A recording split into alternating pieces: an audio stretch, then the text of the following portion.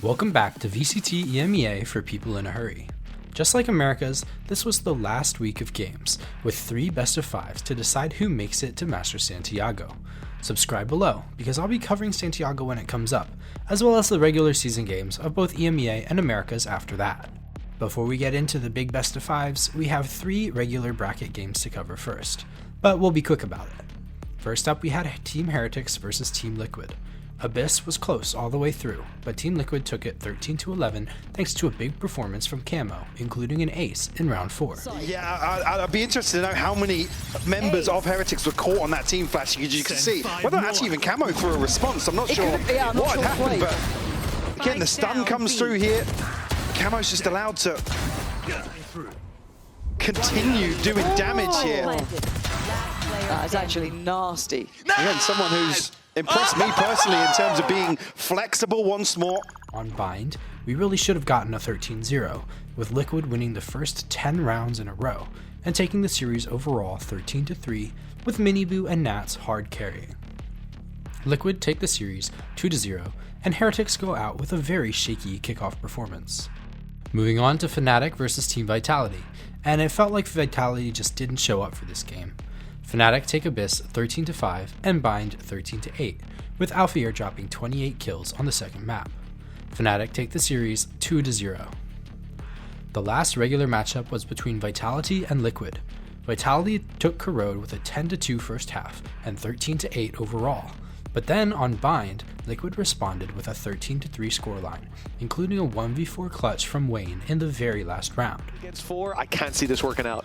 Oh, the first, I think, I was going to say, that needed to be. There's the ultimate. Immediately looks to use it, but he's got a man behind him. That time is already taken place on himself, needs to turn, and he has turned! Now looks to try and isolate a 1v1. He's going to find it, leaves it down to just perfect, and the time is gone! He's done it! He's closed it! There was no way they should have won it like this! But the youngster Wayne with the Red Bull clutch! Moving into Breeze, Liquid took the first half 9-3, and though Vitality fought back, they only got to 9 rounds before Liquid closed it out. Team Liquid move on to the finals, while Vitality gets booted into Stage 1, where hopefully they can bounce back with Sayonara coming in to replace Unfake. Unfake did alright as a sub, but supposedly Sayonara is the EMEA truth. We'll just have to see though. Now for the main events. The upper bracket final was between Gentlemates and BBL Esports. Both of these teams were technically Ascension squads this season, with BBL signing all of the Tier 2 BBL Pacific roster, and Gentlemates being an Ascension team last year, only added in as an official partner this year. No matter who wins, we'll have a shocking first seed from EMEA. Map 1 of Haven went the way of Gentlemates, but BBL made it close, 13-11. Map 2 brought us to Abyss, and it went the distance, with Loida dropping a 1v4 clutch before going into overtime. Far away, trying to work middle, but there's a setup for this. Oh, they've got him dead to rights. Mate, unorthodox, but brilliant here. Showing some keen ability to read into what BBL have been doing and get that right punish. So a bit of time to sit inside this. The drone will go out, still tools at the disposal of mates, but so many bodies. Lloyd just found the first clean as well. And they don't have a lot of armor here, right? It's weaponry short. This is still manageable. Ooh, the timing. He didn't take any damage though. And he's getting confident. He's just trying to get fast and loose with this one pretty much. Oh my God, Loiter. There's one above. Does he read it? Oh my God! That is unbelievable from Loiter! Red Bull clutch, you thought they had that every day of the week. You've got to be kidding me. He's had a few impressive individual kills, but what the hell was that? Nah, man, watching this. Back one by one they peak, and one by one they fall. Oh my God. Absolutely sensational from Loiter.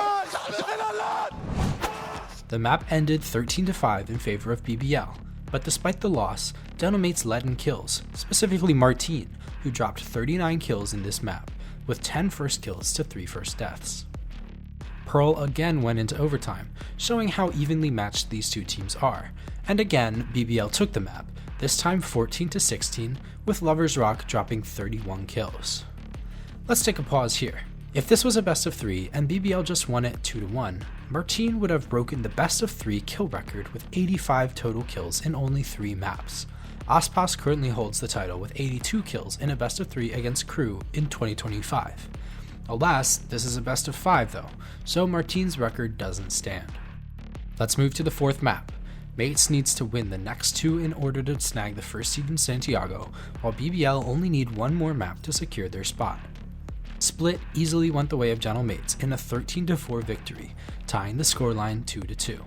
It all came down to Corrode, and BBL dropped a 13-6 win against Mates, meaning that the literal Ascension squad with 5 brand new players went on a flawless run to qualify for the first Masters event of the year in their first ever year competing in Tier 1. Beautiful. Now, although BBL won, and Lovers Rock deserves huge flowers with 98 kills across the series, the real headliner was Martin, who, although he didn't break any records, dropped 106 kills, just 5 away from tying Kang's record of 111 at the Champs 2024 Grand Final. Absolutely gigantic numbers from him. But we're not done with Mates yet. The French squad dropped to the middle bracket to face against the EMEA powerhouse of Fnatic. Abyss was up first, and Fnatic took it with a big showing from Vekaj, who dropped 26 kills, including an ace in the second pistol round. Surely. Yeah, looks like it. I mean, still handle Vekaj! Sensational! What is that? 30 seconds left.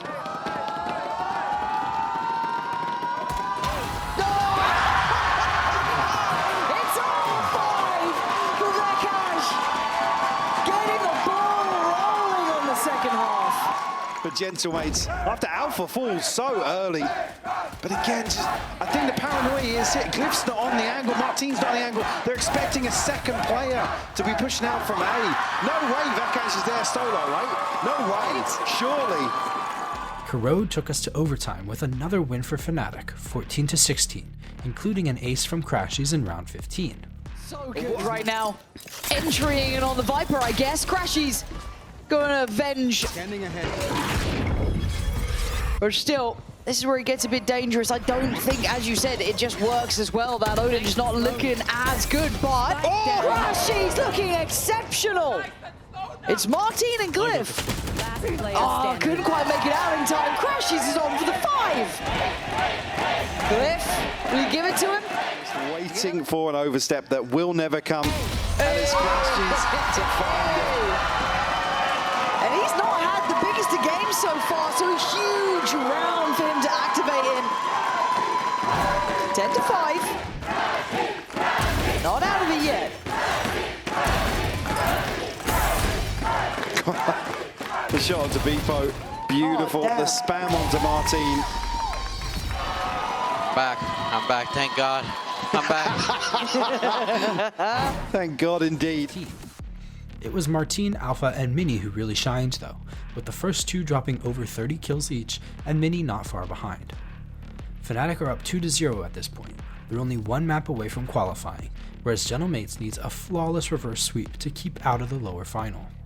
On Split, Martin decided that, yes, they were going to win, dropping 28 kills and taking the map 13-6. On Bind, it got very, very close again, with Fnatic only 1 round away from qualification, but Gentle Mates took it to overtime and won 14-12, tying up the scoreline 2-2, meaning that Haven was the deciding match for the second Santiago slot. And it again was very close, with Fnatic again needing only 1 round to win it all, but Mates brought us to OT one last time and closed it out 14-12.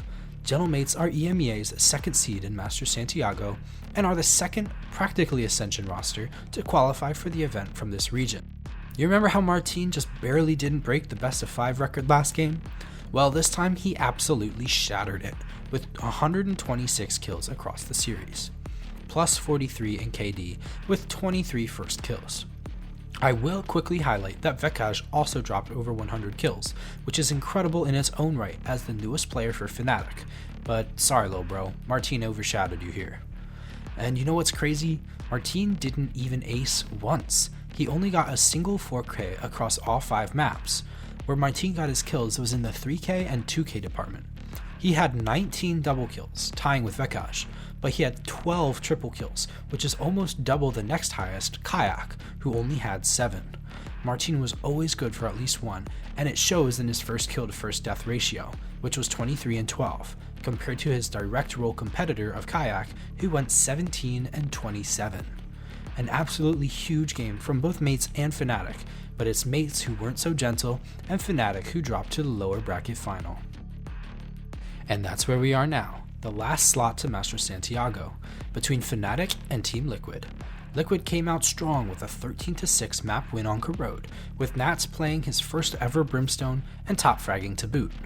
Moving on to Bind, where Fnatic took the lead at the half, but Liquid stole the last 6 rounds in a row to take the map 13-10, including an ace from Camo in the very last round. Gonna dodge the ult, gives him a way out of there, but he's under serious pressure. The spam not quite catching him, and this time the defense hold the line. Oh yeah, even with the one for Camo, so much more needing to be done. The playing towards the spawn could cause problems. In fact, it does. Camo lands it. TP can be taken. 2 versus 3, and the A site wide open. Where do they go for the plant? I mean, they have control over spawn. It's the right call. Nice and open as well. Even towards bathroom, you have to be scared. This is going to steal information out of the hands of Fnatic. And with the deep position from Camo, he was playing here until a matter of seconds ago. They know that nobody's coming from the spawn. They know that they'll be wrapping around, and Camo's connected the dots for his triple. The numbers even, the time ticking, and Fnatic are the ones that need this and a follow-up. They've got to pick up the pace already. Camo's got 4, and he'll close it with the ace. Camo cleaning up, puts them 13-10, 2-0, and 1 map away from Santiago. Liquid are up 2-0, but Fnatic have been in this position before, and they've pulled off strong comebacks. They need a reverse sweep to take the series, just like Mates against them last match. Fnatic came into Abyss with a strong first half, despite 2 1v4 clutches from Liquid, the first from Wayne in round 3, and the second from Nats in round 10. And as they push on out, there was a chance. Nats tried to catch them off guard up there and realizes nobody's home. The push came in from everywhere else, and Wayne, well, he's actually got a chance. He's won crazier rounds in the past, and a 1v1 first! Wayne has done it again! The Red Bull clutch to deny the 3-0 start, and a very early interruption to the momentum Fnatic look to build. I'm never going to get bored of watching this guy play. How does he do it? You stick him in the late round and he just never seems to miss a single bullet.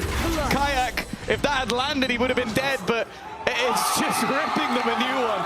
So many clutch plays. Well, the Steel Garden, although shallow, it's making it so much easier to cover that ground and make it towards the site. Much needed with time low, but with Nats the only one standing, an almost impossible clutch presents itself. But Nats making the impossible look possible, but still 1 left to deal with, and he'll do it all! A Red Bull clutch for Nats, leading by example as Liquid make it to 4.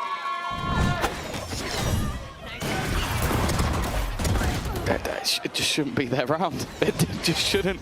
It's the same as the Wayne one. It's like they've gone from having a guy who likes to play smokes agents who can clutch like crazy, and they added in a second one just for to double it down. And it's just absurd. Liquid kept up the heroics, taking the map to overtime by literally just avoiding Alfier the entire game, finding where he was and instantly rotating to the other site. It was a bold strategy, and it paid off with an 18-16 victory, despite both Alfier and Kayak dropping 30 kills. Surprisingly, Liquid take the final slot to Santiago in a 3-0 victory over Fnatic. Big shock there, as I bet 80 or 90% of people would have chosen the orange squad. I think this entire series can be summed up by the performance tab in VLR. As you can see here, Fnatic didn't have a single 4K or ace, and they only clutched twice in the entire series. Compare that to Liquid, who have 4 4Ks, 1 ace, and 7 clutches, 2 of which being 1v4s, which honestly should never even happen to begin with. It was just a team diff on an individual level. Alpha did his best with 68 kills, but Nats and Miniboo both eked above him with 69 apiece. Nice. And that wrapped up EMEA kickoff. What an event. I'm a big fan of the triple elimination format, though I would have scheduled the bracket finals a little better so that teams didn't have to play best of 5 matches on back-to-back days like they did. Fnatic made a good showing in the lowers, but they must have been exhausted from the game against Mates the day before. But now we move on to Santiago. Stay tuned for more videos as I'll be making my Santiago predictions, introducing the teams, and of course covering the games as they go live. Thank you for watching, and game on!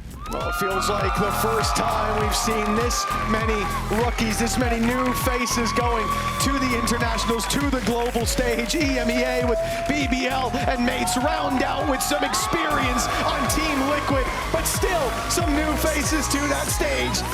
Liquid with a dominant 3-0 best of 5.